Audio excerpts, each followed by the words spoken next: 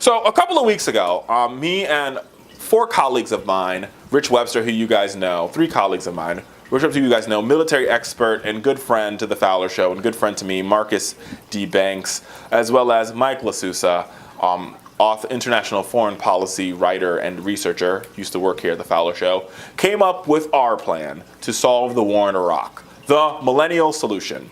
And our plan is listen. Let's talk about, the status quo is awful. In the status quo, Iraq is a mess, right? And Iraq has been a mess ever since most millennials have been around. I was born in '87. Iraq popped off in 1990. Iraq has just been part of my vocabulary ever since I can remember, right? And because of that, we've spent so much money over there. We've spent over $4 to $6 trillion, and we've lost almost 4,000 American lives. Not to mention more than hundreds of thousands of Iraqis that lost their lives because of this basically endless war. And I think that brings us to sort of what we need to do to solve the problem. So I understand we live in an irrational world, but I believe there's some hope for some rationalism when it comes to our foreign policy. So here's what this is the millennial solution, right? And I think if you talk to any millennial out there, mind this solution came from the four of us, but if you talk to any millennial, they'll tell you that we can solve problems by listening to each other, listening and acknowledging solves problems. So the first part of our plan, it calls for 7-party talks.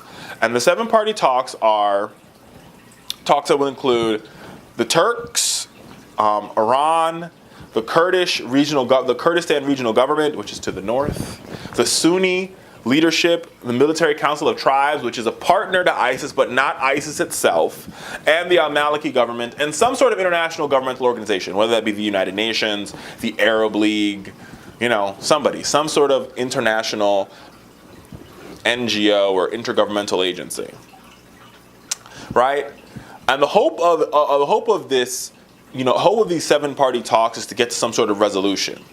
Right, and our resolution now is this ideal that Joe Biden brought up 10 years ago almost, a 3-state solution, which we should have done in the beginning before the Brits decided to sort of carve the country up with arbitrary lines. We should have sat down and said, do we have the most homogeneous groups of people? So the Kurds are clearly a homogeneous group. Let's move them together. Right? Then you have the Sunnis, another homogeneous group. Let's move them together. Then you have the Shiites. They're a homogeneous group. Let's move them together.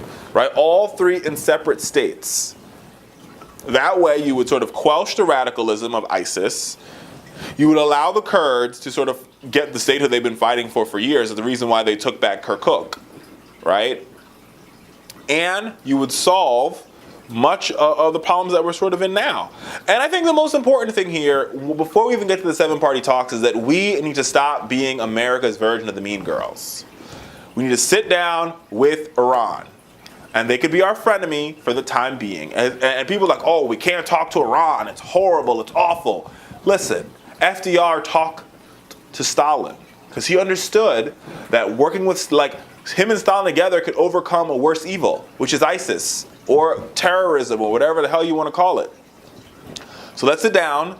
Let's talk to the Iranians, not about their nuclear power, not about a sustainable peace between us and Iran, but about how we solve the problem in Iraq.